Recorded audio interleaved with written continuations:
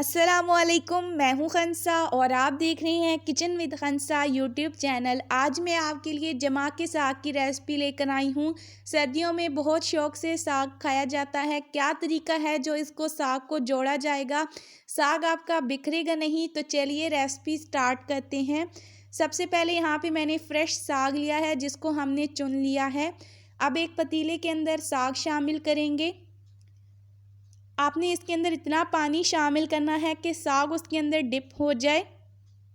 High flame کے اوپر اس ساگ کو بوائل کرنا ہے، لو اور میڈیم فلیم پر بالکل بھی آپ نے ساگ کو بوائل نہیں کرنا۔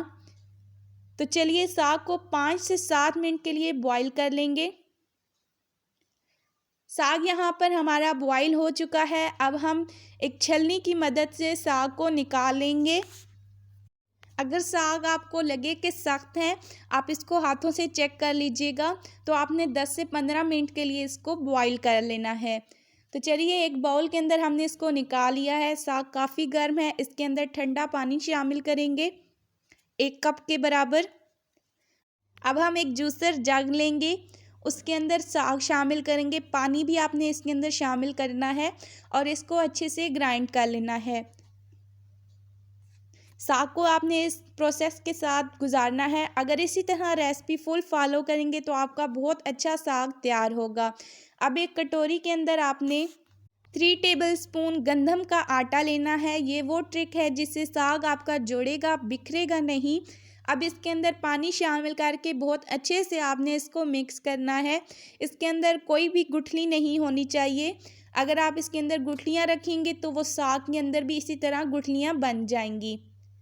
یہ اچھے سے مکس ہو گیا ہے۔ اب ایک پتیلا لیں گے، اس کے اندر ½ کپ کوکنگ آئل کا شامل کریں گے۔ 2 ٹیبل سپون چاپ کیا ہوا لہسن شامل کریں گے۔ لہسن کو لائٹ براؤن ہونے پر 1 ٹی سپون کٹا ہوا دھنیا، 1 ٹی سپون ہلدی پاؤڈر، ½ ٹیبل سپون نمک، ½ ٹیبل سپون لال مرچ کا پاؤڈر ڈال کر اچھے سے مسالے کو بھون لیں گے۔ اس پوائنٹ پر آپ نے مسالے کو بہت اچھے سے بھوننا ہے، کیونکہ اگر مرچیں کچی رہ گئیں تو وہ ساگ میں اچھا ٹیسٹ نہیں دیں گی۔ تھوڑا سا پانی شامل کریں گے اور 3 سے 4 منٹ کے لیے مسالے کو بھون لیں گے۔ مسالے کو اچھے سے بھوننے کے بعد اس کے اندر گرائنڈ کیا ہوا ساگ شامل کریں گے۔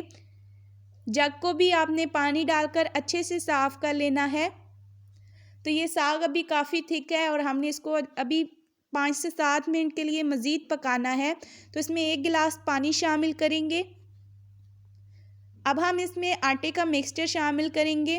آٹے کا مکسچر شامل کرنے کے بعد آپ نے اس کو فوراً سے ہلانا ہے۔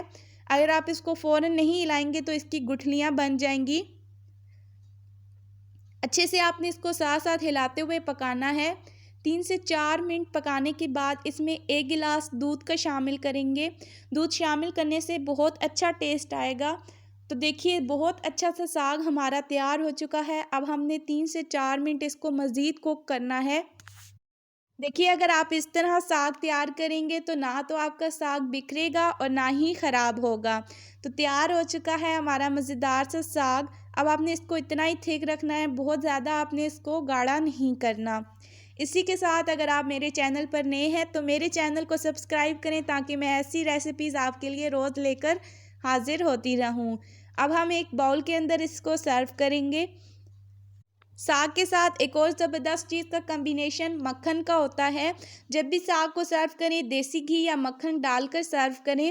تو اگر آپ کو لگتا ہے کہ میں نے کچھ اچھا سکھایا ہے تو میری ریسپی کو لائک کریں، فرینڈز اور فیملی میں شیئر کریں، میرے چینل کو سبسکرائب کریں، بیل آئیکن کے نوٹیفیکیشن کو پریس کریں۔ اپنی دعاؤں میں یاد رکھیں۔ اللہ حافظ۔